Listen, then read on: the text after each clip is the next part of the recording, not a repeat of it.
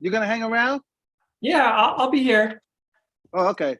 No, because I wanted to ask you about before we're gonna start in a minute about because I know it's not on the agenda Yeah. about those the trees that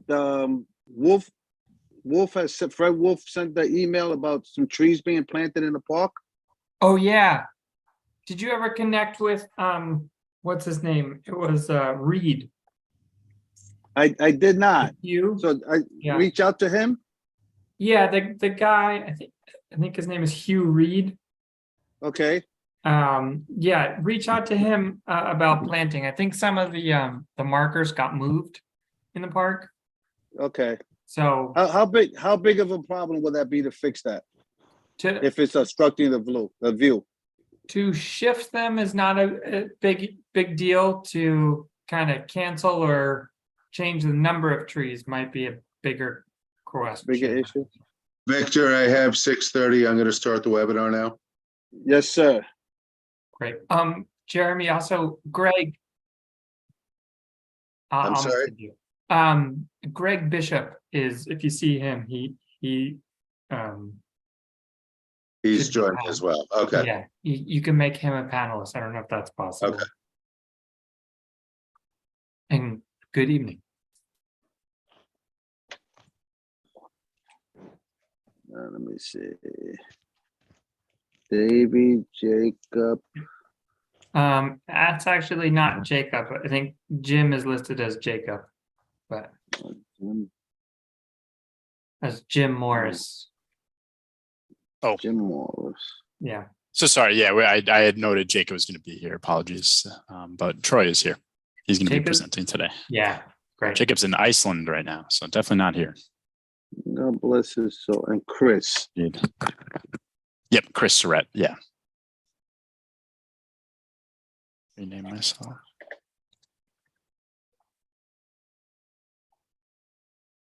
All right. We're ready to start, Jeremy. Would you like me to call roll? Yes, please. Okay. I am going to mute everyone now. Committee members, when I call your name, please unmute yourself and acknowledge your name and then mute yourself again. If you were a board member, but not a committee member, like our new board member, Ryan Smith, I'm not going to call your name because you're not on this committee, but I will write your name down. So let's start with Victor Swinton. Present. Thank you. Joan Body. Here. Thank you. Sylvia Augusto. Joanna Bjorken. Here. Thank you. Christina Das. Mary Jo Eister. Here. Thank you. Nicole Huang. John Fontillis. John Johnston. Gabino Morales.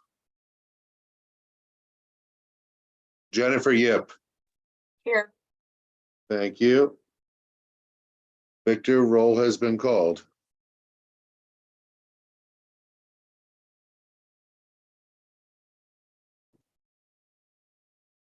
You're muted, Victor. There I go. I just, as I was stating, good evening, everyone. I know it's been a while since we had a park meeting, but I'm glad we're here today to have some discussions. We have two things on the item, two things on the agenda. Update from Parks and Recreation and design of the Greenwood Playground handboard reconstruction, as well as an update on the renovation of Sunset Park basketball court. Today joining us, we have Davey Ives, who's the Chief of Staff to the Brooklyn Borough Commissioner, Tony Cesario, Jim Morris, and Chris Surratt, who's going to take us through our agenda. So we're going to give them the opportunity for that. Before we get into that, I do want the the committee to hang on a little bit after we finish with the presentation. I just want to have a quick discussion with you all if I can. And I'll leave it at that so we don't be here all night. Davey, I'm going to open it up to you. Yeah, thank you, Victor. Thank you, Victor. Thank you, Jeremy, and thank you to the whole Parks Committee for having us. I think before we jump into the Greenwood design, I think it might be easier if we do the Sunset Park renovation first, because we have Greg Bishop here from actually not New York City Parks, but he's actually from the Brooklyn Nets and the Clara Psi Foundation. I don't know if I got that right. I think maybe No, it's quite all right. Okay, partial credit. So I just want to introduce you guys to Greg. And Greg, do you want to just walk through kind of why Sunset Park? What maybe start with what the project is first, and then kind of go into your all the background. Sure. Yeah, thanks, Davey, and thanks everyone for allowing me to attend. I'm the executive director of the Joe and Clara Psi Social Justice Fund. The fund was created after the murder of George Floyd to invest $50 million in Brooklyn over the next 10 years. Our focus is economic mobility and racial justice.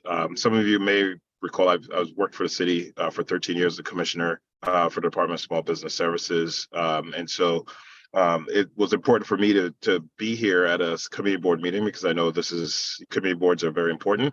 And a matter of fact, Sunset Park rose up to the list because of my former colleague, Mandy Gutman, had attended a meeting, I think maybe a year ago, and it was requested by the community board that we look into, since we're neighbors, that we look into the conditions of the courts at Sunset Park.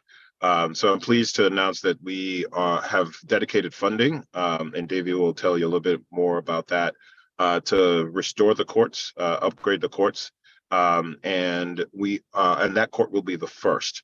We're doing 4 courts across Brooklyn, and we're looking at neighborhoods. Sunset Park is a little bit different, but it still falls in line with neighborhoods that have high utilization of the courts, especially for anti-gun violence prevention programming.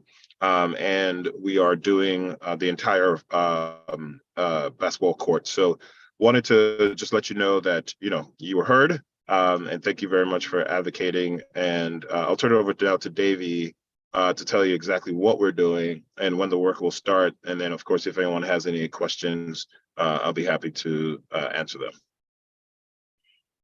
Great. Thank you, Greg. So we don't actually have a presentation. It's more just, this is just letting you know that there's going to be some work happening. At Sunset Park, the 4 basketball courts that are kind of right behind the rec center and between the rec center and the lawn are going to start renovation. It's going to happen later in the month of June. I believe it's mid to late June is the correct date. We're really lucky. We don't get offers like this from partners that often. So we're super thankful to the Nets and the Joe and Clara Psi group. Social Justice Fund. Social Justice Fund, I'm sorry. Okay, I'm over 2 here. Yes, so we're super thankful to them. So, if we were to do this through the city funds, through a capital project, it would take at least a year. And that would just be in construction, not to mention a year or the 2 years prior with design and procurement. So I think this can take only a couple weeks. I have to get back to you in the exact timeline. I think it's about 3 to 4 weeks, but let me. No, it's a little bit. So Christine, the contractor said it's about 6 weeks, but I would probably add like another week to that just in case of contingency weather and all that stuff. So so I would say maybe 6 weeks to about 2 months. The courts are going to be out, but the good news is they'll be brand new We're going to redo we're going to take out the middle fences of the courts as well. So I think it just kind of opens up sight lines and makes it a lot better. We're also going to be adding brand new backboards that are Lexan with hoops and brand new nets. And I think we're really excited about this project. And I think that's it. Greg, did I miss anything? No, the only thing is the acknowledgement will be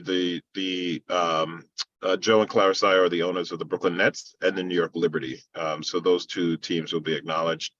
And the design is representative of sort of like the Brooklyn, the fact that Brooklyn is a basketball city, basketball borough. So you'll see in the design, it'll talk about Sunset Park, and it'll also have Brooklyn as a homage to the fact that we have more basketball courts than any other borough. All right. All right, thank you for that. Before we begin, I just want to give some instructions. For questions, we're going to start with the committee. And then we'll start with board members who are here, and then we'll open it up to the public. But I do have 2 questions, and then I'll let everybody, I mean, you answered them pretty much. It starts in June and it ends in about 7 weeks. So that's probably the whole summer, right? I'm pretty sure about, or maybe August, somewhere in August. Yeah, it's So, go ahead, Greg. no, sorry. You know this better than I do. Yeah, I think the contractor can get it done in 6 weeks. Generally towards the end, what happens is they have to do color seal coat to get that paint down. And they need to wait for the right weather conditions. So it just needs to be dry. And they'll have the temperatures as well. It needs to be above a certain temperature, but that won't be a problem over the summer. And the design's already in place? The designs will be Basketball courts, I know that. fairly straightforward. They're going to be, I think, black and gray in roughly the team's colors. So not with a seafoam green outline, which is a pull off of the Liberty colors. Okay. Exactly. My last question, then I give it to everyone else. I know we talked about backboards. Is the floor going to be taken up and replaced, or is going to all that? Okay. Yeah. Thank you. Yeah. Thank you. Yeah. Jeremy, could. Yeah, it'll be completely fresh asphalt, no more cracks. Contractor's going to, address some issues with some of the drains. Yeah. Victor, you would like me to call hands?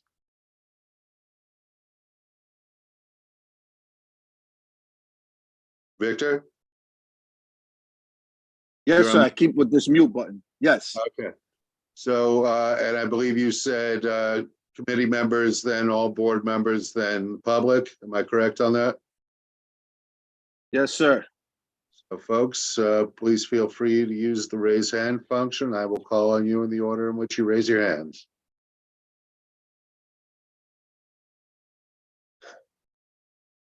I'm seeing no board members. Yep, got a board member. Okay, Joan Body. Victor asked the majority of the questions that I was going to, so I'm good. Thank you, Joan. Thank you, Joan. I'm sorry. I think I saw a question pop up in the chat in terms of, and I think Victor was alluding to the fact of, is summer the best time? Unfortunately, and I think Davey could add more to it because of the construction and color sealing. Reconstruction of basketball courts unfortunately have to happen in warm weather, which is why I think we're doing Sunset Park first to get it out of the way, so at least the community can have most of August to work with it, to enjoy the court. Thank you. I see no additional board members with hands up. Members of the public, if you'd like to raise your hands, I'll be happy to call on you in the order in which you raise your hands. Victor, I'm seeing no hands up. Let me Okay, just say, as a Nick fan, this has been a very difficult topic to listen to. Yeah. I- David, I just we're- have one. Hand up. I just have one more question, and Yeah. this is off the agenda, but it connects somehow. I know the renovation of the rec center is going to be done. This is not going to have any correlation with the basketball courts, right? Okay. No, if anything, I think it's gonna be all done before the rec center starts. So, Okay. that's the good news. Victor, I do have one member of the public with their hand up. I have Edward Nosel. And your hand just went down. Edward, if you'd like to raise your hand again, I'll call on you. Victor, I see no hands up. Mr. Bishop, I thank you very much for joining us today, giving us that good news. I appreciate it very much.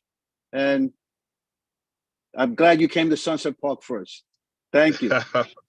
All right, thank you, and looking forward to seeing everyone at the opening. We'll share some information once the court is finished, and we do sort of like a ribbon cutting. It would be great to see the community out. Yes, sir. Thank you. All right, thanks a lot. I'm gonna hop Thank off. you, Thanks, Greg. Davey. Yeah. Okay, take care. Bye. Thank you. Okay. Our second topic. Who we have for that, Davey? Um, The I could, Greenwood Park? I'm gonna turn it over to Jim, and Jim can drive it from here. Thanks, Okay. Davey. And hello, everyone. My name is Jim. I work with Davey in their operational office here in Parks in Brooklyn. Thank you again, Community Board, for just having us, Jeremy, Victor. I won't take too much time. I want to throw it to Troy, who's actually a designer for this project, but a quick just kind of glimpse of what we're talking about today, Greenwood Playground. We had a initial public input meeting for this back in November on the 15th. Very well turned out, or very good turnout for that one. So this is kind of an update on that project that's in design. Again, this is still in the design phase of this project. It moves through to procurement and then to construction after that. So I'll just keep it at that. And I think I'm good to share my screen.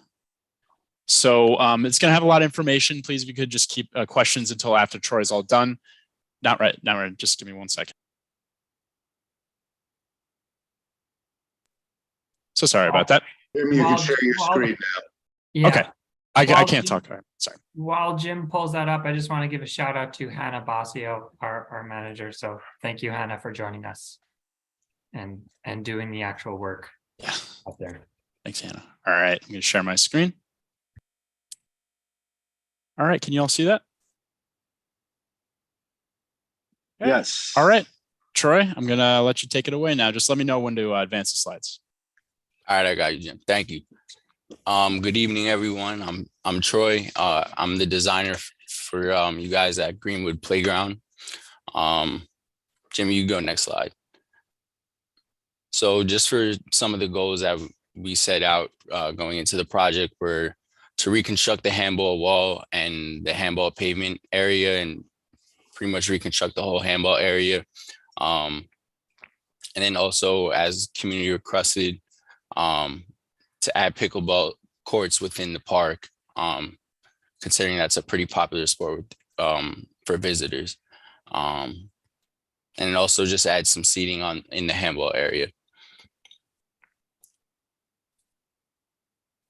You go next slide, Jim. So the surrounding area of the Greenwood Playground is pretty much mostly residential. There are some schools in the area that like to use the park for recess and for after school time. So it's important to keep those things in mind with the design. Next slide, Jim. So there is a few parks within 5 and 10 minute walking distances from Greenwood. This map could be a little misinforming because of the freeway and the parkway around the perimeters of the park. So this is within the walking area. It's like one of the most visited parks. So here's an image of just the existing conditions at the park. So in the bottom left area, We have just an existing basketball half court. And then in the larger part of the park is the multi-purpose play area with the softball field.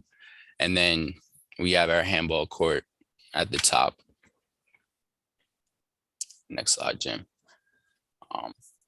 So going on the site, we noticed that there the fence surrounding the handball court was in pretty fair condition. There is some spots that need to be replaced, possibly repainted. But for the most part, it's in good enough condition to not need any major reconstruction. Jimmy, go next slide.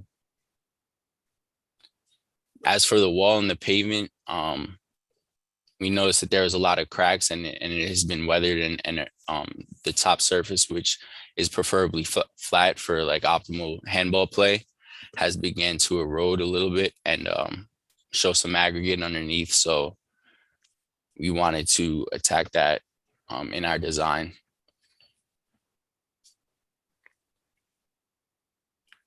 Here are just some shots of like the type of shading that each side of the handball court gets. Jimmy, you go next slide. Here's just a tree inventory and of the trees surrounding the area. Those are the removals. There's some stumps around, but we thought it was important in the area to the south of the park that there is some good shading provided by the canopy of the trees down there. Next slide, Jim.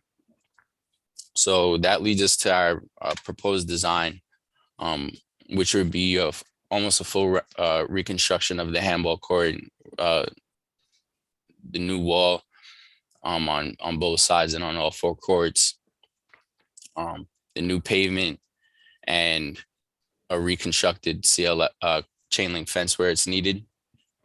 And in the south part of the park, we were able to put in 2 pickleball courts, and right next to the pickleball court on the left you see there would be a basketball key, not a full half court, but just the key and a new backboard with the polycarbonate on the fence. So here's just an enlargement of that pickleball court area. Like thankfully we were able to stay clear of that softball foul line and the multi-purpose play area. So we didn't want to encroach upon that field, just to keep people clear and safe of that. And also we were able to keep the basketball hoop, which was pretty important in this design. Also, the benches, just for people viewing the pickleball court in that shaded area, were important. Jimmy, you go on to the next one. And then for the handball court, like I said, reconstructed pavement, a reconstructed wall, and then we're adding in benches to that handball court area so people would use the benches for seating and not have to sit around the fence or anything like that. They would have like set out spaces to sit and watch the games. Next slide, Jim. Here's just a fencing diagram and how we keep the courts separate. Pretty much the only thing that's changing is down by the pickleball courts, 8-foot fences around the courts for safety from the softball and baseball field. And then behind the basketball hoop would be a 12-foot fence, which is the standard for behind a basketball backstop. Here are some of the materials that we're using. So this is almost exactly what the handball wall would look like upon completion. As you see in the handball courts in Greenwood, it's two courts on either side and back to back, so 4 courts in total. And we have the 39 World's Fair benches, 4-foot within the handball court area, and then the 8-foot ones in the pickleball court area. We have our pickleball posts and net and accessories, which would be fixed preferably fixed in the ground. And that's what we plan to do. And then, you know, your standard backstop, basketball backstop with the polycarbonate backboard.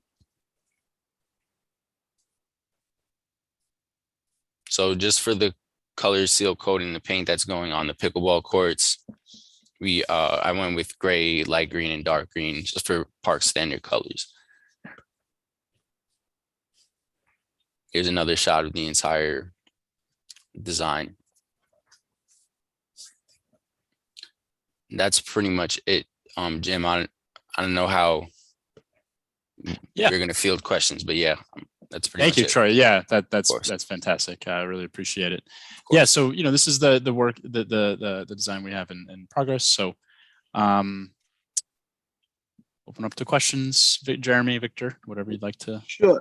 I got a few as I'm writing down, because I mean I go by this park, but I don't frequent it as often. I just want to make sure I got it right. So we're putting new basketball courts where it says full basketball court. That's going to be new? No, those aren't going to be new. Those are going to stay how they are. The only new basketball component is to the south part of the screen, right next to the. Yeah. Okay. Yeah. All right. The handball courts are new. Yeah. So anything that's circled in this kind of orange dotted line, that's specifically what's the only thing that's changing in the park. Everything else that's grayed out is not going to be touched. And I know you said something about the pickle line to be on the softball baseline, but it won't interfere with that multi-purpose area at all, right? No. So yeah. So you can kind of see it in this. So that the foul line for the softball runs just along where that it's going to be out of touch from where we're going to be constructing new stuff down here. So the playability of the softball field will remain unchanged, and the MPPA for that matter too, because up here there's all sorts of stuff that could be played that won't be affected. Do we have a start and end time for this?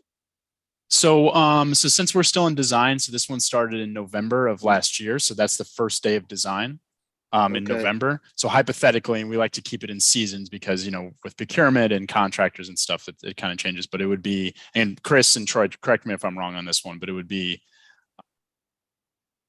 fall of 2024 would be construction 24. start. So it would take 1 year. So it'd be 24 into 25. So right now we're in design. It will go through design and complete design fall of this year. It will go into our procurement phase, which is when the contracts are vetted with lawyers and through various city agencies. And then the contract is bid out. It usually takes 9 months. It's been taking more like a year. So we like to say, you know, once design is completed this fall, it'll take a year of procurement and construction will start fall of 2024. Okay, I don't want to take up all the questions, but when this construction start, is the park going to be closed totally? No. Just the areas where they're doing the construction. That's correct. There'll be some access necessary, but everything else will be open for play. Okay, and my last ask, not even a question, if you could send this presentation to us so that we could share with the rest of the board, I would appreciate that. Of course, that's not a problem. Be happy to do that. Jeremy, any hands? So let's start with committee members and board members. Please use the raise hand function. Committee members and board members. Going once, going twice. Victor, may I open it up to attendees? Yes, sir. Thank you. So members of the public, if you'd like to speak, please use the raise hand function. And I have to give you permission to talk. So Dory and Albert Apuzzi, you can unmute yourselves now. Hello, this is Albert. I live in the neighborhood and I've played at that park quite often. I don't think there's any safe place within the fenced-in area for the handball courts to safely put seating. Wherever you put it, it's going to be dangerous. Okay. Is that in the sense of like people would fall into it when they're kind of tumbling to catch a ball? Quite Maybe. possibly, yes. Okay. Okay. Understood. Or get hit by a ball, or if someone's playing with a racket. Outside the fence, you could put seating, and it wouldn't be a safety issue. It wouldn't be as convenient, but safety is probably more important. Jim, can you maybe pull up the slide with those courts in more? Yeah. Is there a slide with more detail? Yeah, you bet. Okay, so right now we have courts along the kind of prospect. We have courts on the perimeter side. So are we just saying that putting benches on the outside of the fence in those locations where possible? Yeah, inside, I can't see Okay. how many feet you have, but I have played on those courts, and it wouldn't be safe to have benches there. No, Albert, that's really helpful for us. So Troy, is it possible to kind of maybe look for places to relocate some benches just outside the fence so that, you can still watch handball, and just, I mean, on the other side, there are fences, there is seating near the basketball courts. Right. Outside the handball fence. If some of the benches face the basketball court and additional ones face the handball court, that should be fine. Albert, what we can maybe do is we can look into backless benches, so that you could sit either way. That's even better. Okay. Just Great. a little background, I did write the handball rule book. Great. Thank you, Albert. Thank you, Albert. You're Yeah, that's welcome. super helpful, and it's coming straight from the source, so we Right. definitely know that. So we appreciate that. Hello, I'm his wife, Hey, Dory. Hello, Hey, hello, Dory. Dory. Hi, everyone, and thank you for your time. I do have a question regarding the handball walls. Will the handball walls be deconstructed down to its bare, I guess, steel, or will there be a veneer of composite concrete layering the existing wall? It's not going to be down to steel because that would impact the structural integrity of it. But we will, the contractor will fully remove any defective surface and replace it with specialized coating material.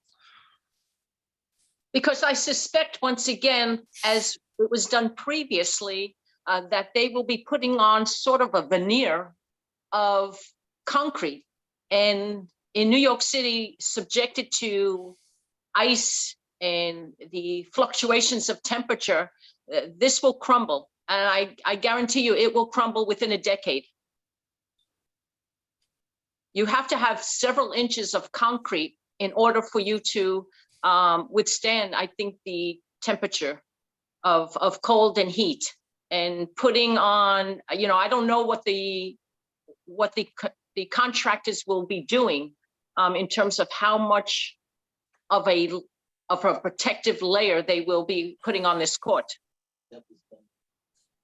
It was done previously, and if any of you have gone into that court, you can see how it's just crumbling like paint off a ceiling.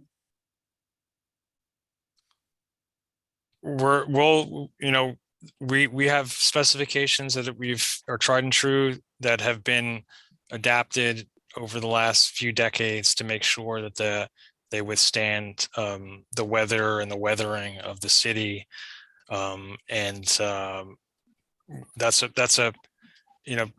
building stuff in parks is always a challenge because they are used so much and often abused so much. So we really try to go the extra mile to make sure that the products that we use and the way we do the reconstruction will last as long as possible.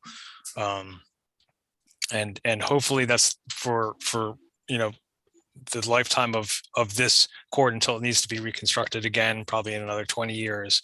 But we'll definitely make sure that the work that's done will last. Thank you. And Dory, if I can just jump in on one more thing here, I think the veneers, a lot of those are kind of just our ops crews doing like patch repairs. This is going to be like a fully designed, comprehensive thing that the contractors will address. So My it's- husband and I travel all over the city looking at handball courts. And so we play out at Coney Island, which is Yeah. considered West Fifth Street. Mhm. And so many courts have withstood the test of time and did not show the same wear as Greenwood. So I have no idea what the previous construction was done to Greenwood that would warrant it to just peel away, like I said, like paint off of a ceiling. And yet Coney Island and St. John's and Manhattan, West 4th Street, the Village, what we call, they all stood the test of time, and they don't seem to be cracking and peeling away Greenwood had. It can be by a number of factors, but I think that the good news about it is that it's through the capital process. So a legitimate contractor will be repairing it and not just a fix-it crew from the Parks Department. Okay, thank you. Thank you so much. Thank you. We're going to move on to Yvonne Jur. Yvonne, you can unmute yourself.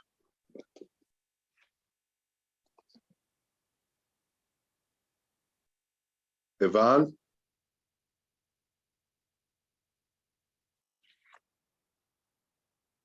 Hi, Yvonne. I got your message in the chat. You could unmute yourself. Hi, do you hear me now? Yes. Okay, yeah, I had a little technical difficulty. Very cool that Albert Apuzzi is there, handball players, fans ourselves. I had a couple of questions. Let's see, I kind of wrote them down in the courts already. Let's see, I wrote them down in the what do we want to know? Sorry.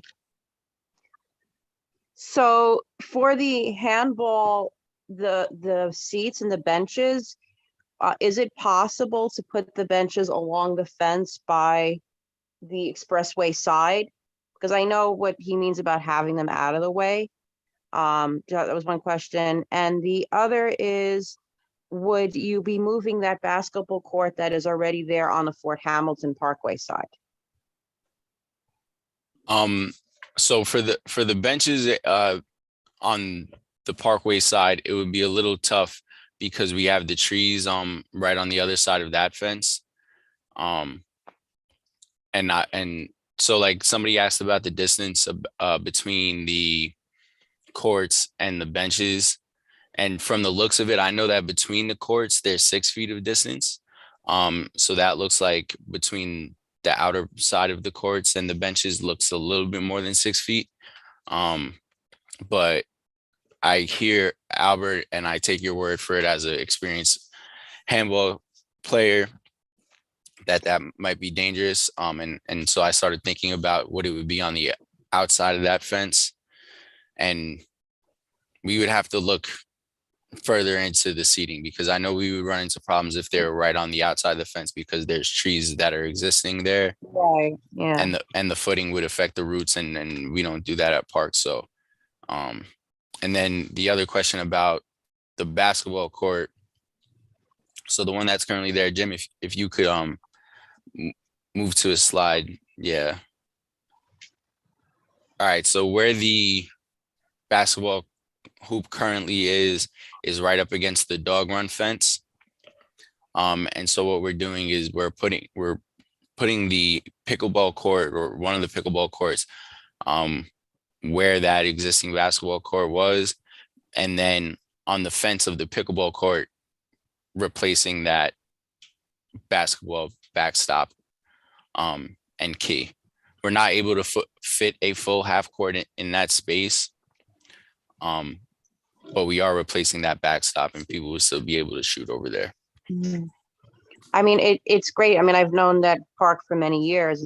Having a pickleball court sounds wonderful. I just know, and I think someone else mentioned this earlier, I know how high traffic it can be, especially like right after school, like around 7, 8 o'clock. Like now it might be feasible, but like just if there are people playing softball and then you have people playing basketball there, and then you have the dogs and you have the pickleball. I wonder if like it will just be too chaotic. That's my one concern, because it looks really nice on paper, but that's just, I would say if I had any concern, that would be it. Yeah, I definitely understand. You know, when I've been there, and I'm sure it would be different on the weekends when like a lot of these softball leagues are in action.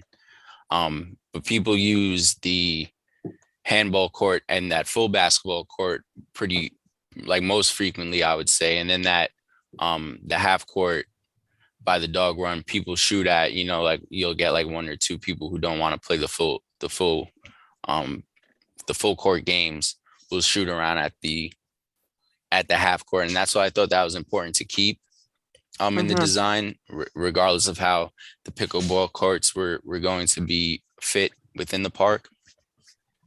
But then, like I said about the, you know, the chaos of the park, you know, I guess we leave it up to, you know, park visitors to respect each other's spaces and understand, like, you know, to keep their safety, you know, above anything else when at the park, and hope that they don't interfere with each other. Like I said, for every time I've been at this park visiting, you know, there isn't a softball game going on, so people are allowed to use the space pretty freely after that. But, you know, of course, during softball games that, you know, with the bats and all of that, the ball could be anywhere. So people would have to keep their guard up. Right. know? That's what I'm thinking. Right. It's Yeah. true that the other side is more populated. That's true. Mhm. Like the handball courts and the basketball is kind of where the action is. Right. But just like in a high capacity, like on a low capacity situation, you're right. But like on a high capacity, that's what I'm just wondering if it's going to be like kind of a little crazy. But Yeah. it's great that you kept that basketball court, because I know a lot of people like to just practice there instead of going to I the think court. that key will be a little bit protected by some of the 8-foot fencing from the pickleball, kind of a natural, it may not be easy to see in this one, but I think it kind of makes a little alcove with the fencing from the pickleball plus the other fence. And you're right, it is tough to see from a top down image like this, but you know, Troy has certainly considered all this stuff, and I think it should work out. We think. And I know this is still kind of being designed, like in the planning stages. Is there a projected time for construction and completion? Sorry if you said that already and I missed. It's okay. So it would be fall of 2025 is when we're looking for it to be done. And when would you start the construction? Fall of 24. So most of our contracts are a year long. So it'd be a whole year. So would any of the courts be usable during that time, or would it be an entire year? So not the whole site. So most of the site, including the basketball court, the contractor certainly needs to get into the site. They'll figure out a route to get into the site that's like minimizes the disruption of the usership of the park as a whole. You know, the MPPA, the basketball court, the playground. This site, the playground's kind of in of itself on its own. But yeah, I don't think we're going to plan to close this entire site all at once to reconstruct. So it would be like one portion would be closed, and then you like rotate what could be used for the kids and stuff like that. Well, these two sites would be closed all, like the things being reconstructed would be closed all at once to reconstruct them. But yeah, there would be still usable assets inside the park during construction. Okay, sorry, but just one more for clarifying, like what would be available during that whole year? Because I mean, you're talking about the softball and the basketball court. I mean, I'm assuming the handball and the half court by Fort Hamilton wouldn't be available. So would it be like the softball and the full basketball court would be available? Most likely, yeah. Chris, everything in this image that's outlined in yellow or orange, that's the area that we're going to close off with construction fence likely, and that will be not available to the public at that time during construction for safety reasons. Sure. But everything else in the park will be open.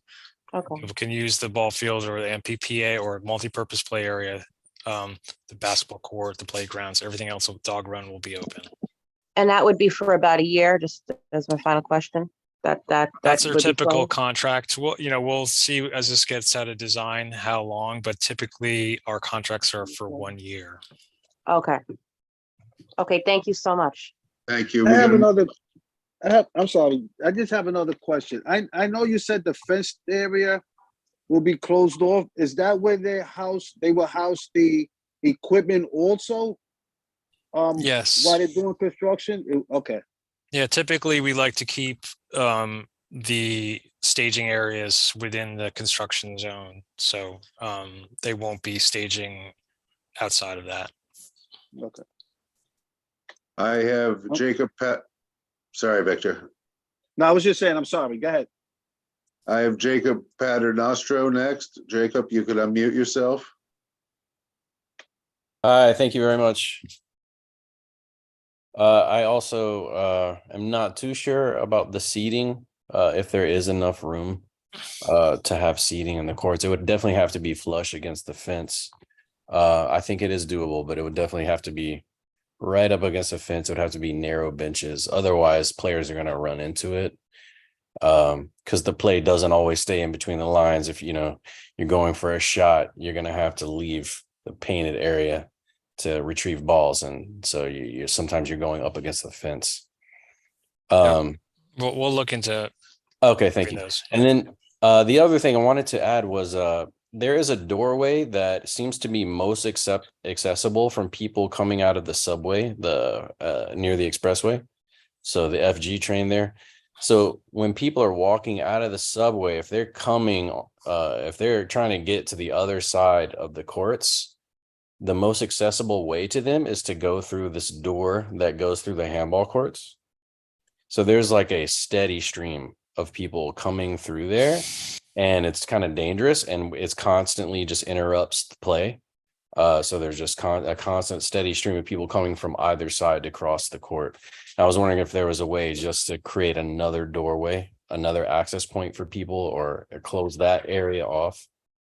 Jacob, do you mean this door right here? Can you see my, Exactly, my yes. screen? Okay, Yes. so they come there, so they come out of the subway and then a lot of them cut through to get cut through like this to get out of the basketball court, or I'm pretty sure that's the most common way that people Yeah, that makes travel when they're sense. getting from one side to the other. Yeah. Got it. Yeah. So Jim, to clarify, yeah, right. So from the F&G train right at the southern eastern part of the site, they walk up through that opening right underneath the handball courts. And then there's a fence right there, and they pretty much cut through all the way from through the basketball courts and to that northwest exit / entrance at the top of the site. So right now, Jacob, and so a few people from your community have been emailing us about that, and we've definitely listened. So that entrance at the top part of the site to the northwest, Jim, by the full court basketball courts, there's one, for a little further up, there's one there. We're going to be closing that one off, and then moving it a little down more to where if people wanted to walk in, they would be able to walk behind the basketball court rather than straight through it. And then there's the portal between the full court basketball and the handball courts. And then we were looking at putting one more portal right after that, so people would just be able to walk directly out. So Jim, right where your hand is, there's a portal there currently, and we were gonna put a portal right adjacent with that on where the back fence of the MPPA area would be, so that people would be able to walk out and exit at that site and entrance / exit to the right of that, all the way by Prospect Expressway, but a question about that would be if there's a portal in the in-play area of the softball, would we need to put a gate there or something like that? But that shouldn't be a problem. That's what we are aiming to do with the rearrangement of the portals over there, so people would not be cutting through and interrupting games as they're trying to travel on their way homes or to work or something. Thank you, Jacob. Thank you. Thank you. I have Mateo Gonzalez next. Mateo, you could unmute yourself. Hello. Can everybody hear me? Yes, we can. Great. So yeah, I have been playing at these specific courts since 2018 very consistently. So these courts have been an opportunity for me, like with parks, to just focus my exercise really on a public area. I really like that a lot. So the things that are obstacles to that playing experience, since we're already talking about the door, I just want to mention that the portal idea sounds great. And when you were presenting how the fence did not need any repair, there's just one amendment to that I want to point out to the design. There's the portal that allows people to go from that pathway and then to cut through the handball courts and the basketball courts. It doesn't have a functional door. So the handball court that's to the right, that's the bottom right of our screen right now. That handball court, it's an inconvenience. So I'm grateful that the whole thing, I don't know how we could make it work budget-wise, but I do think it would be worth it to the experience of the players for there to be a functional door so that when erroneous balls are hit through the door, we don't have to go to the other side of the MPPA spot. If we could throw that into the budget, just a functioning metal fence door, I think it's one small thing that would, when handball players or when parks are invested in, people notice, and they become areas where people can learn and really develop the culture. There's a few people on this webinar who are just obsessed with handball, like myself. So that's why I wanted to mention that. And the other thing, so yeah, do you think that would be possible, Troy? For sure, Mateo. That was like the plan right now. Like the construction and all the things would have to be sorted out, but the plan was right now to put a gate that would enclose that area, because there not being a gate to enclose it, creates safety issues and the issue with commuters walking through. So it creates a few issues, and so that was definitely the plan, and it's definitely doable. Thank you, Mateo. That's great. Then the one thing that I want to, and I really appreciate it, Troy, the one thing that I want to discuss, because it came up a little bit when we were discussing the reconstruction of the actual walls, not even the floor. So, right now in New York City, there are many different uses for handball courts.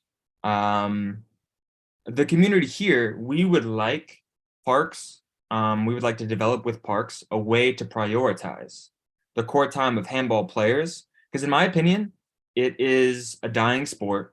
It's from Brooklyn. I mean, it's from Ireland. It was grown in Brooklyn, but it is indeed dying. And so handball players, I don't know how we would prioritize handball players being able to use them, because right now it's just etiquette.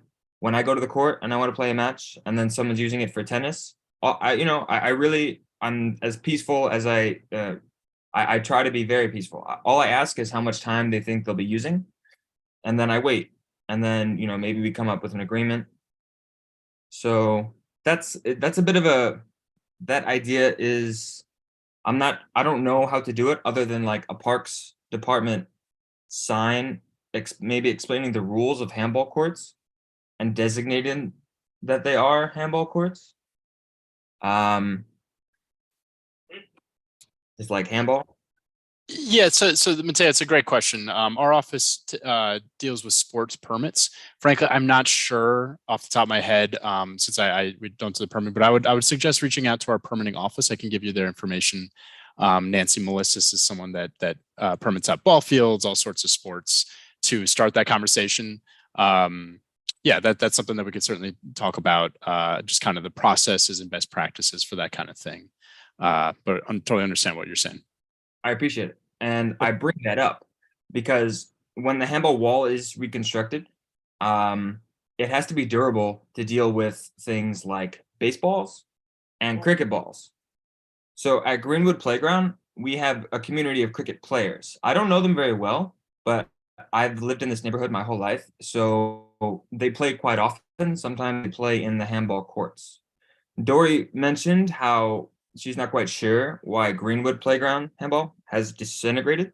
But a lot of us presume that it has to do with maybe a few practicing baseball players throwing the ball, and then also cricket players using the wall with what is a hard plastic piece. So that's something I want to mention. Like, it's a lot of things are going to get thrown at it. So I'm actually wondering, and maybe because we're not in procurement, and you said that a contractor would be assessing the materials. I'm just. We understand what you're saying. No, it sounds like this wall may get a little bit separate, a different treatment than typical due to that what people's using it. But as Chris alluded before, we build stuff to like it's a tank. Whenever this was built, probably 27 years ago, the specs have changed quite a bit. I'll let Chris expand on that a little bit if possible. But I think we build them to last because it benefits us. We don't we could keep. We don't have to rebuild it again anytime soon. So, Chris, do you have any thoughts on that? Yeah, I mean, our specs are always developing. We're flagging issues that the borough flags to us, and we're always assessing the materials we use and our approaches to reconstructing everything. Just as a clarification, the contractor will not assess the materials they use. We have specifications, as I mentioned, that we've developed, which we specify which products the contractor should use. They have the right to use substitute other materials, but we have to review those. So we look carefully at how the contractor is approaching and what materials they're using, and we're very focused on making all of our parks as durable as possible. We want them to last 20 to 30 years if they should before they're reconstructed. And we realize that they often last much longer than that, especially handball courts. So yeah, we will be focused on making sure that the material and the application is of a top standard. Okay, thank you so much, Chris. Before I excuse myself, I just want to mention that hopefully I can be in communication with the Parks Department as far as like communication to prospective handball players. Because basketball, they have the NBA, but I think that Parks and Rec, maybe handball players could work with Parks and Rec to kind of just let people know how rich of a handball culture there is, because I'm worried about the health of the handball community, but I'm out there playing every day and we love it, and we definitely need these fresh courts. So I'll tell you what I could do is I can send you my email if you want to just put all of those genuine ideas and just kind of brainstorming stuff with the Parks Department. Send me what you got. We'll work together with the permits to see what's possible. Please do. That sounds great. No problem. Thank you, Mateo. Jeremy? Yep, we're gonna move on. Edward Nosell. Edward, you can unmute yourself. Yes, hi, thank you. I think the whole idea looks great. It's a really big upgrade for the park. It's a positive thing. But I think it was Troy that talking about the pickleball courts, it was up in the air about the nets. I think that you really got to consider permanent nets similar to what was done at Leif Erikson. And you see the success of Leif Erikson. They have 4. And these are going to be used, and they'll be maintained by the users. The users have a big stake in it, and they will contribute, and they will take care of things. So I would just want to ask that you consider that very strongly, please. Thank you. Thank you, Edward. Yeah, I didn't mean to make it seem like it was so up in the air, like we didn't know. Like preferably and design-wise right now, they're going to be fixed posts, like with proper footings and, to proper dimensions of like a true pickleball court. Barring any safety issues or anything like that, or in those areas, because then there's multiple factors over there that may come in the way. But right now, Edward, rest assured that they'll be fixed posts and whatnot. Nothing temporary. Thank you, though. But if am I still live? Yeah. Yeah. The other just silly comment I have is if you're playing softball there, the left fielder is going to, as far as safety, they're going to give a heads up to the people in the pickleball courts or the half court if there's a foul ball coming, and people kind of know The fence in there, it's tough to see here, but I think the fencing here will really help out the situation of a crowded thing. It kind of keeps it separate because 8 feet tall fences are pretty tall to keep that stuff aside. But yeah, I mean, there's always a chance for a dinger, of a foul ball. So people definitely got to keep their eyes open. But I think the fencing will help any kind of confusion or cramped spacing. Yeah, I think it'll work. And thank you very much. No problem. Thank you. I have Stephen Greenblatt next. Stephen, you can unmute yourself. Okay, so I just want to get you caught. Thank you. Thank you for doing this. Those of us that play pickleball, we very much appreciate that you guys have considered our needs, but the needs are growing. And it's not that 2 courts aren't appreciated, but we're already overwhelmed because there's this terrible shortage of pickleball courts in the Kensington Park Slope area. So when we're not in conflict with other things going on, we're already setting up 3 temporary courts on the weekends or at night when it does not interfere with anything going on in the multi-purpose area, playing softball or so on, and we're full. Okay, and there's 12 of us that play, and there's more to join. So we were hoping that, is it really necessary to have a softball field of this size? Being that I once was a kid and played that game, for somebody to hit a ball all the way to the fence of the full basketball court, they should be playing for the Mets. I mean, that's a heck of a shot. See, we play along the fence line where the handball and the full basketball court are. So that becomes almost literally the side court to our pickleball. And we go end to end from Prospect Expressway all the way over to East 5th and make the corner there so that we're playing, we can accommodate 12, but we're not interfering with the multi-purpose area. I mean, we're just doing this temporarily for 2 hours at a time. And we've had no conflict whatsoever, but I'm just saying it's great to have the 2, but for our area, as popular as sport is, you fell short of our expectation. Understood. We tried our best to accommodate all users of the park. I know it's a very popular sport and it's growing exponentially, but we really tried to balance it out. And I think you can continue safely to add, do ad hoc courts. I'll actually let the borough weigh in on that, but I'm just the capital team. But we tried our best to accommodate all users, and we tried our best to fit multiple courts, pickleball courts in that corner, but we could only get 2. That's fine. The other thing about that lower end, though, noticing because of where that is, there is a little bit of a drainage problem over there after a rain. There's some ponding in that area. So I guess if there's resurfacing, that'll be taken into consideration as well. Resurfacing, and we're going to have those drains cleaned to make sure that they're functioning. Yeah, and to what Chris was saying too, this is we are very, very considerate and very lucky to receive funding, but $1 million in the park sphere doesn't, it stretches quickly, so we definitely, I think, as Chris was alluding to, there's a very diverse user group in terms of just sports being played at this site. Even in just this picture, you play 5 different sports completely. The handball, we're getting a new, and there's obviously active group there. Basketball players, there's the school across the street that uses the MPPA for just kind of run around.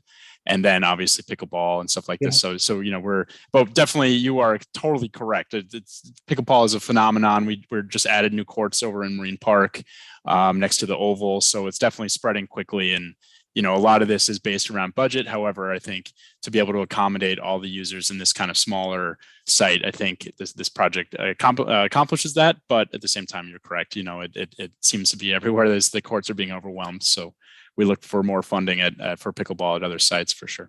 Thank you. Well, just be cognizant of our little area or zip code, because we are searching without having to go, down to Dumbo or out to Marine Park to play. There's plenty of us here, and we'd love to be able to be as convenient as we can. And now, on top of this, which is not your concern, but it kind of is, up at the Armory on 15th Street, the floor is sinking. So we're going to lose that floor. So we play pickleball there when we can as seniors, and now we're going to lose that. So, we're in search for, some more court time in 11215 or 11218, whatever, Thank you. Thank you, Stephen. Yeah. Thank you. I have Amelia Costigan, and she has the last hand up, so I'll say last call. Amelia, you can unmute. I see another hand up, so this is last call. Amelia, you can unmute yourself. Hi, thanks so much. It was great to see this plan in action. And we really appreciate that you're putting in the pickleball courts. I was the founder of a now defunct Friends of Greenwood Playground. I helped with the redesign on the playground about 18 years ago. So I'm excited to see this acknowledgement of this multi-purpose play area. And as Steve said earlier, we do play against the basketball court and sort of tucked away so that we're not interfering with the softball games or the kids playing learning how to bike, which my kids learn there. And I'm just wondering if maybe a solution is to have the two courts tucked against the basketball court and the handball with nets, have two that are lined without nets, because people in the area do have nets that they can bring. And that leaves that space open when people are not playing pickleball to use for biking and other things. But what we have seen is if you build them, they will come, because there's not enough courts, unfortunately, in Brooklyn. And obviously Greenwood can't be, expected to handle the amount of people that are looking to play. And I just want to say it's the fastest growing sport between 20 and 30-year-olds. So this idea that it's a senior citizen sport is absolutely not correct. So I'm just wondering if this idea of like tucking it against maybe some that don't have nets, but just lines, so that kids can practice their throwing the baseball and some of the activities for the multi-purpose play area. Amelia, thank you first off for the feedback. And do you mean like additional courts maybe up here that you're alluding to? Yeah, maybe like getting rid of the courts that are next to the baseball diamond and putting two real courts, maybe outside the fence of the full basketball, maybe two lined courts next to the handball courts without the permanent nets. People can bring nets, people in the community have them. But when people aren't playing, that leaves that open for kids to be practicing softball, whatever they want to do without, making that a primary only pickleball space, making it more of a multi-use space. So I think the only tricky part is that because there's a softball diamond there, that's kind of in the play zone. So anything permanent in that area it's kind of the reason we looked for the outside of it, so that people can play even though people don't play all the time, I would say. But I think it sounds like you guys kind of have an ad hoc system set up anyways, in terms of just like you said, nets are kind of come through, or people bring their own nets and kind of their own lines and stuff like that. Okay, that makes sense. Chris, do you have any thoughts on that or anything like that? Yeah, I mean, you are correct. There are, safety standards that we can't just let, as far as our projects are concerned, we can't construct things which will potentially be in the line of play in a softball field or a baseball field. That's why we had to put fencing around the pickleball we're proposing. So that would be an issue. But it's not, Amelia, it sounds like you guys have, I guess that's the official thing from the Parks Department, is that we can't put like official courts in the play of another court. That's kind of what we play, is we play Tetris all day because of these sites. There's so many sports you can officially play that we endorse. And this one is softball, and we endorse it as a softball field. So that's the tricky part. But however, it sounds like you guys kind of have extra courts, kind of expendable courts, that if that works too, so you'll have extra courts. But I think in terms of where we could place it, we're kind of we have minimal space in terms of what we can place, and not disrupting the other user groups in the site that are already pre-existing. that way. Okay, all right. I didn't realize, I've never actually seen anybody hit a ball that far, but I guess. Yeah, I've seen a couple of youngsters that could do it for sure. Okay, but all right, great. All right, thanks so much. no problem. Thank you. Victor, I don't see any additional hands up. Okay, Davey, I have a quick question, again, off topic. Maybe you know, have an answer for us, or maybe not, but I definitely will follow up with you. I understand this, well, from listening to the news with lifeguards. Is that gonna affect Sunset Park? Davey he might not be at the computer right now. We could certainly get into, so in what way though, Victor? Do you mean like less lifeguards, less time at the pool? The pool won't be open as much due to the lifeguards not being there? Or are we gonna still have enough allocation of lifeguards there for the summer? Yeah, I can jump in here. Victor, I'm sorry, I saw this question. I spoke with Hannah earlier today. We don't have an answer yet on the programming for the lifeguards. And Okay. the pool hours, but what I'll do is I'll ask the office at the Arsenal that is in charge of recruiting lifeguards, and I can try to get more updates on the pool hours. Okay, I'll follow up with you. right. Jerry, there was a young lady I seen, Mary Beth. Yeah, I'm sorry. Hang on one second. For some reason, our recording paused. I don't know why that happened. Let me see if I could change that. I don't know why that happened. So there are a couple of hands that are up again. Victor, may I call on them? One of which you said was Mary Beth. Let me see. I think it's me. Mary Beth Carroll, if you'd like to speak, you could unmute yourself. I think I'm unmuted now. You're unmuted. Yeah, okay, great. To reiterate, I think if you build it, they will come. I'm wondering if you've done an analysis of courts that have been built and how much they're used, because there's such a need. I'm part of the group that sets up nets and plays on Sunday. And even with these portable nets that are putting up, people are waiting to play. And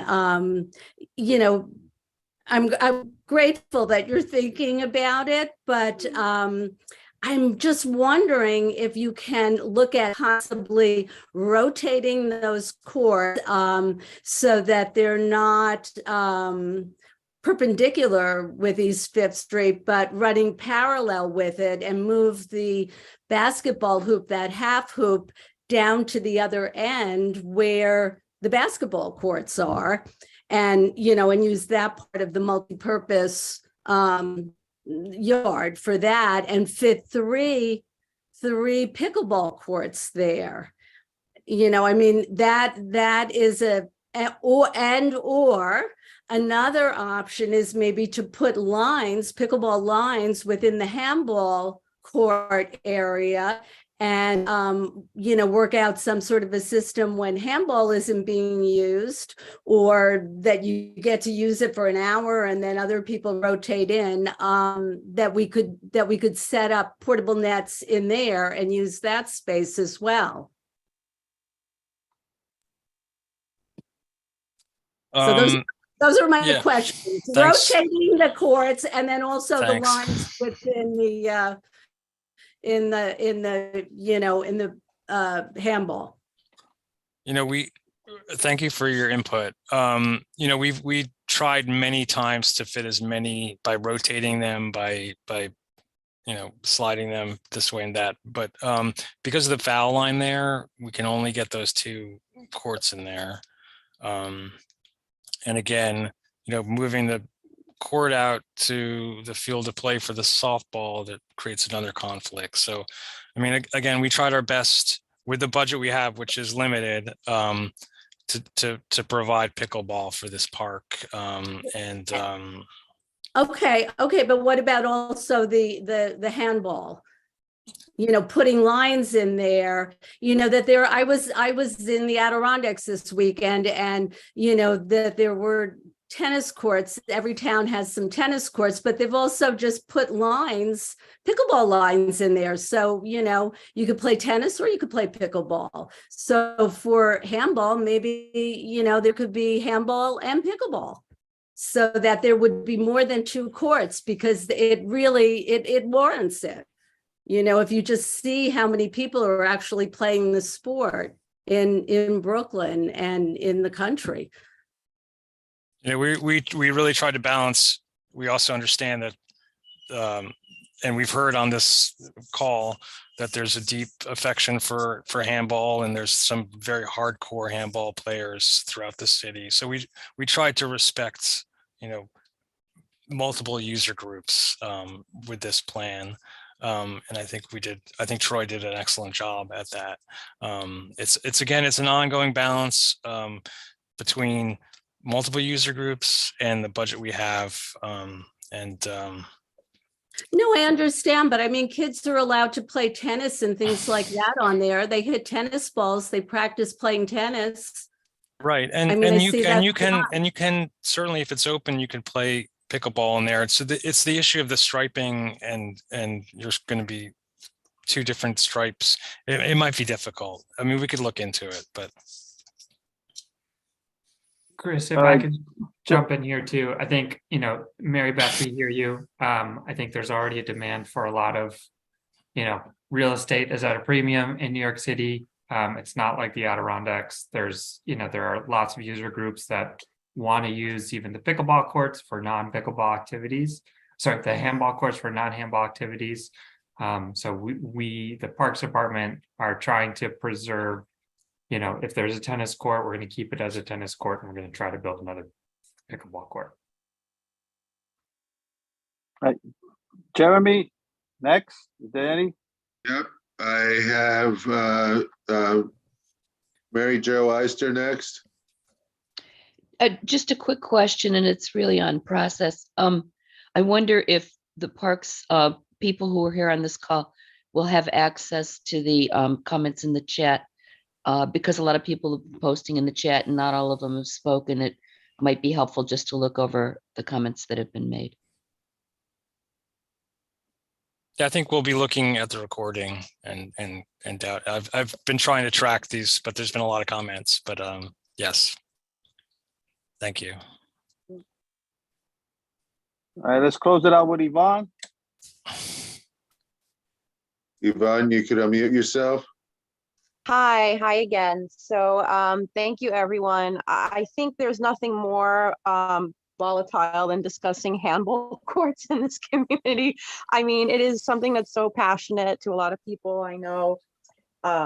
So while I understand what some people were saying, I think the woman that spoke a couple of minutes ago, just the idea of and I think you already said no to this, but the idea of altering the handball courts or allowing them to be used for pickleball in an official capacity, that would be kind of concerning to a lot of the community here. So I would say, you really don't, it's a shared space for unofficial time if you have a tennis a tennis racket or something, but to be changing it when it's such a passionate and vital part of the handball community, I think that would be a terrible idea, and that'd make a lot of people unhappy to manipulate the handball court spaces for anything other than handball. And I've already heard that that's probably not going to happen. So I just really wanted to say that.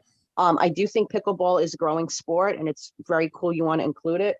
I do, of course, wonder, as I mentioned before, maybe it is not the best space for pickleball. I'm not sure, just because of how many sports are going on right there.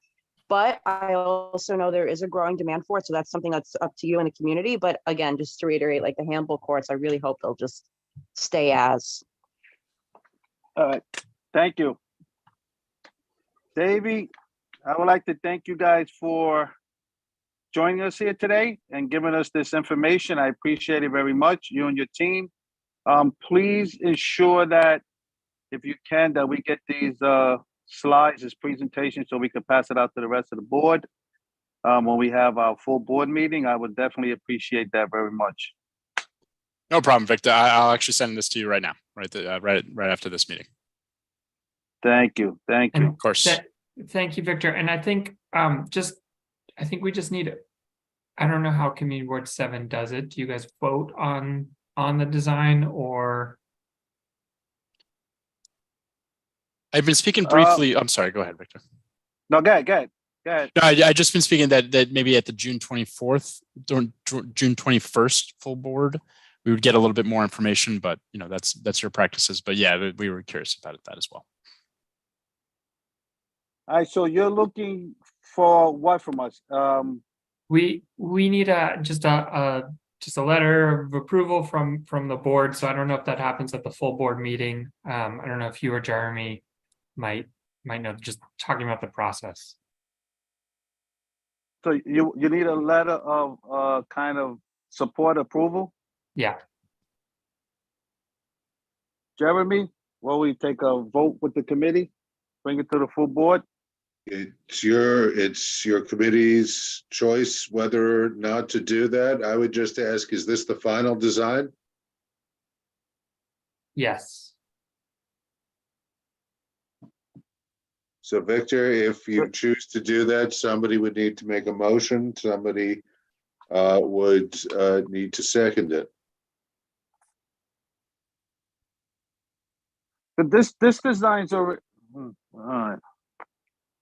All right, so I'm looking for a motion or a discussion if you think we need it, or is it just a letter coming out of committee? Victor, there's one hand up. Who we got? Joan? Joan, you're on mute. Joan, you're muted. You're muted. Should be on the bottom of the screen, Joan. Or on top. Sorry. You got Okay, it. now, if this is the final design and you guys have been requested to move the benches, then this can't be the final design. If you're Right. going to move the benches. We can put an amendment and say that we will look into moving the benches to an appropriate Okay. spot. Can we take that as gospel? Yes, Yeah. everybody? Okay, then I make a motion to accept the design as stated with the stipulation that it will be amended to move the benches. Do I have a second? I'll second that. Okay, thanks, Mary. Jeremy, could you just I don't know how many folks we had. Could we just do a roll on that? Sure, I'm happy to call roll. I'm going to mute everyone. So the motion was Joan's motion to approve with the stipulation that the benches be moved. So I'm muting everyone. Committee members and board members, when I call your name, please unmute yourself, share your vote, and then mute yourself again. I will acknowledge your vote. I have Victor Swinton. Yes. Victor Swinton, yes. Joan Body. Yes. Joan Body, yes. Sylvia Augusto. Sylvia Augusto. Johanna Bjorken. Johanna Bjorken. Christina Das. Christina Das.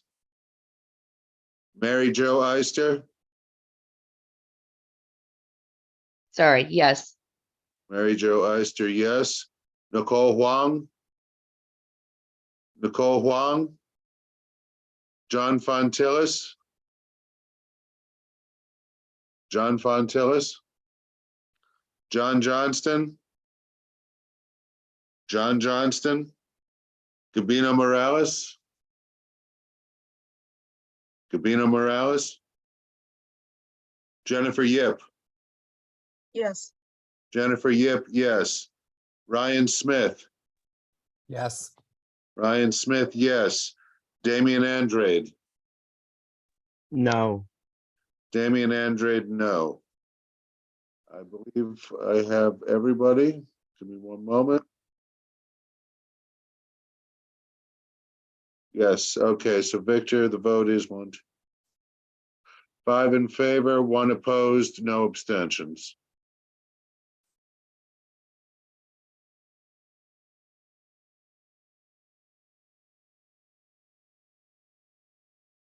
Victor, you're muted. What is going on with this mute here?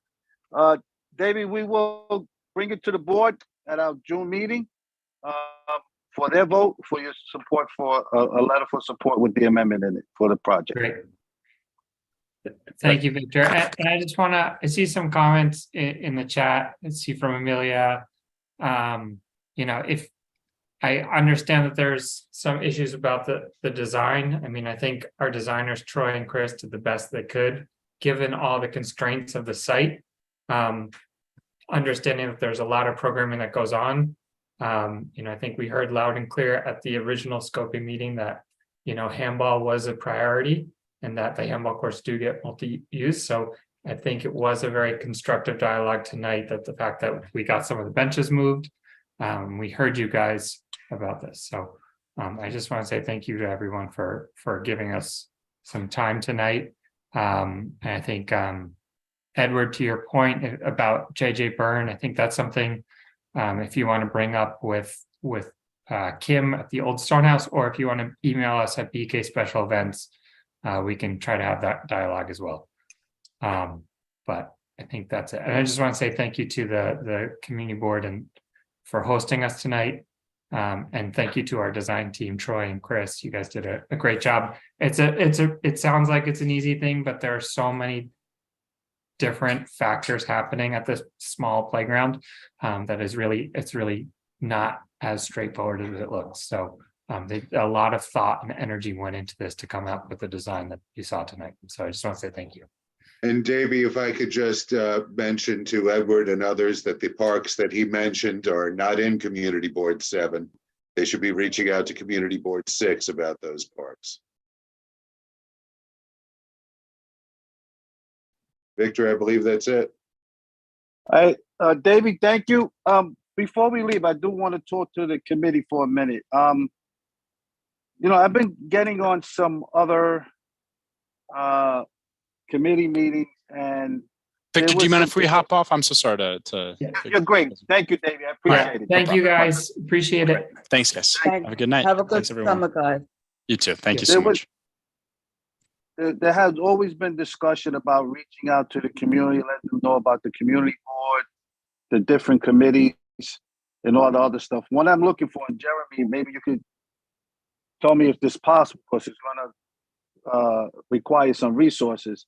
I was thinking about in the summer, on the weekends, probably when you get the most people in the parks, to maybe have a pamphlet made up of the Community Board 7, what we're about, and maybe the other committees could do it too, and we'll put a statement in there dealing with the Parks Committee and how they could join. And maybe Saturday and Sunday for a couple hours, we set up a table in the park and we pass this, you know, we pass it out to the people as they go in and out of the park. We'll hit different parks in the community and try to get the word out that way. Just some feedback on that. What everybody think about that? So Victor, I would greatly suggest sending me an email, CCing Julio, as well as Cesar, who is the community outreach officer. Time is short putting together a pamphlet, but let's see if we could do something immediately. Got it. Anyone else? I think it's a Any great ideas? idea, Victor. I think it's a very good idea. Hi, Victor. I'm new. I just want to say, thank you for the hosting the meeting. Yeah, I definitely love this idea. I feel like more communication with the public, because I believe it was just like last week, I went to the library meeting regarding about the public library.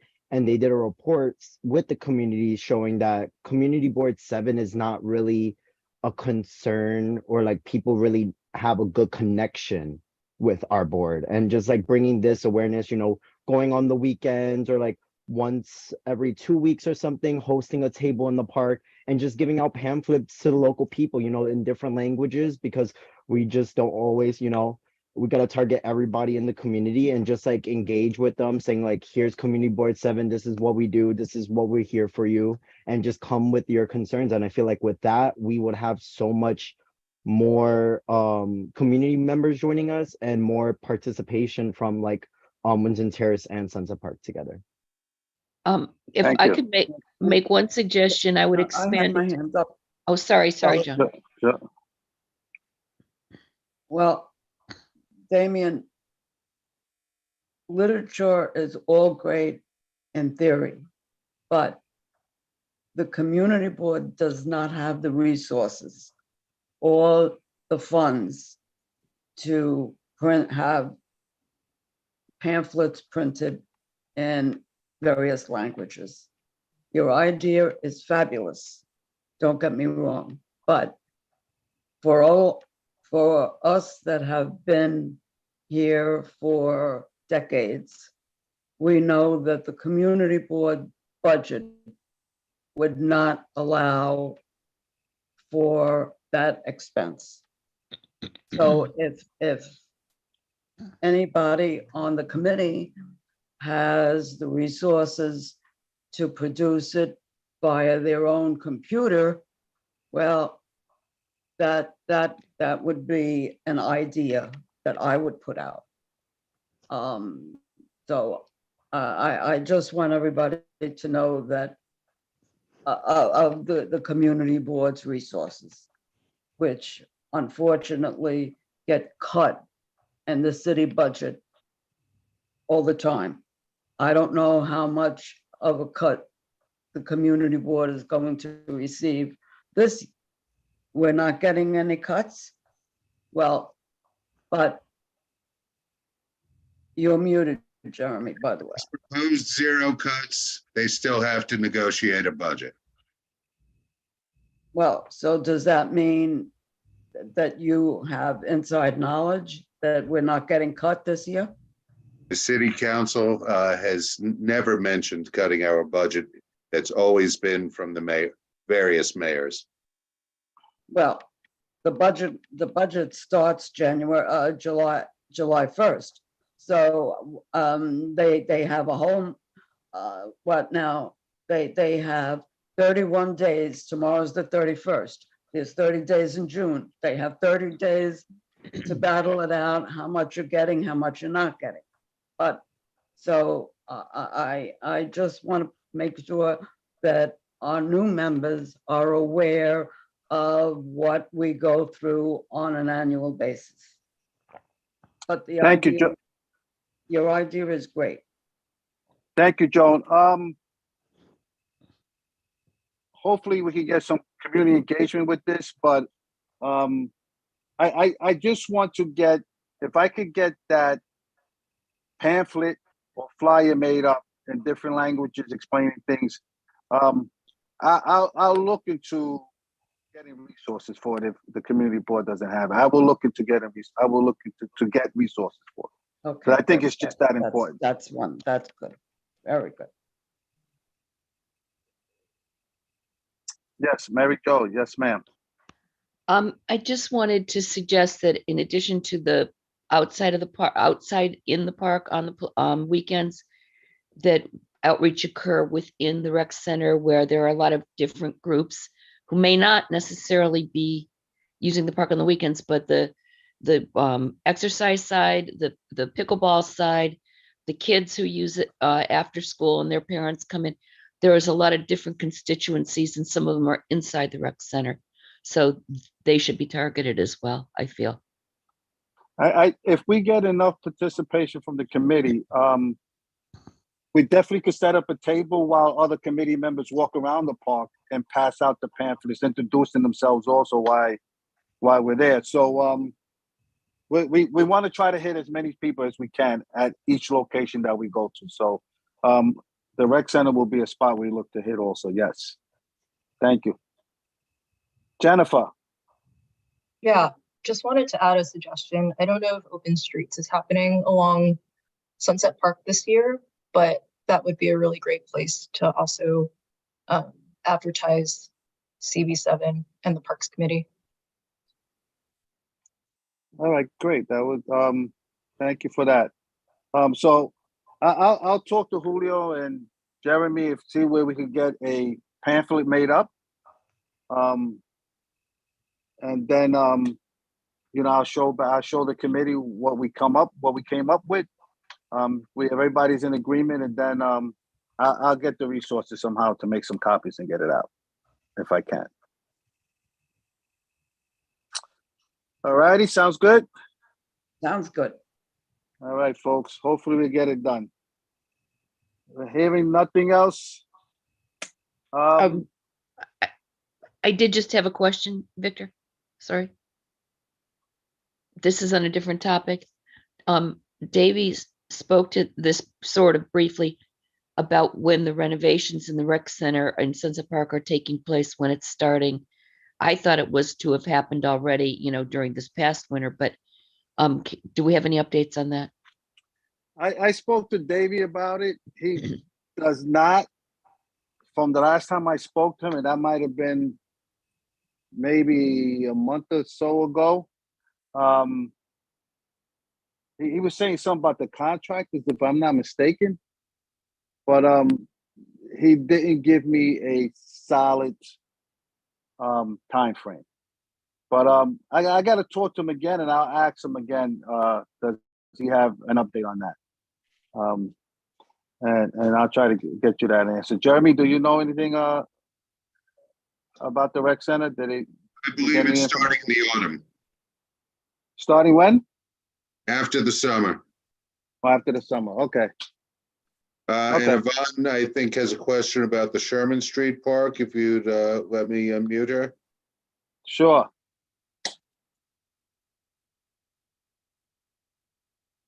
Yvonne, you can unmute yourself. Hi.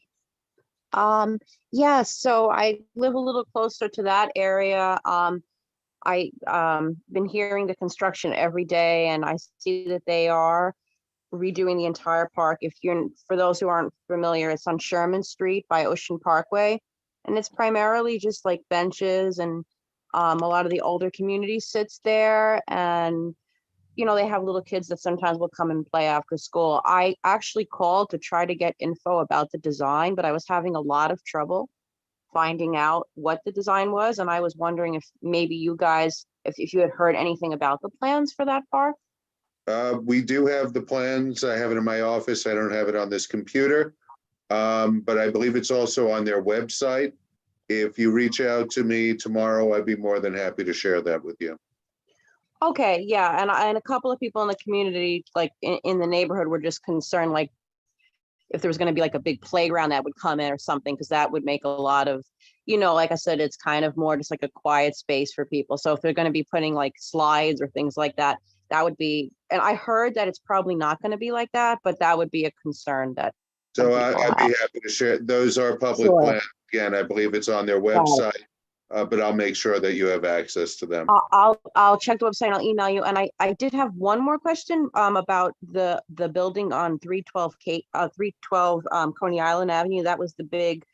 Can I ask that, or do I have to resubmit? So this is the Parks Committee. I would invite you to send us an email on that. That is not a Parks issue. Right. Okay. Yeah, I was going to ask if people heard about affordable housing opportunity there, but if anyone wants to chat about that. So again, please send me an email. Yeah, sure. All right. Thank you. Thank you. All right, folks, I want to thank you very much for attending. I'm going to call the meeting, adjourn the meeting at this time. Thank you very much, and everybody have a good evening. And have a good one. See you soon. Bye. Have a good night, everyone. Take care.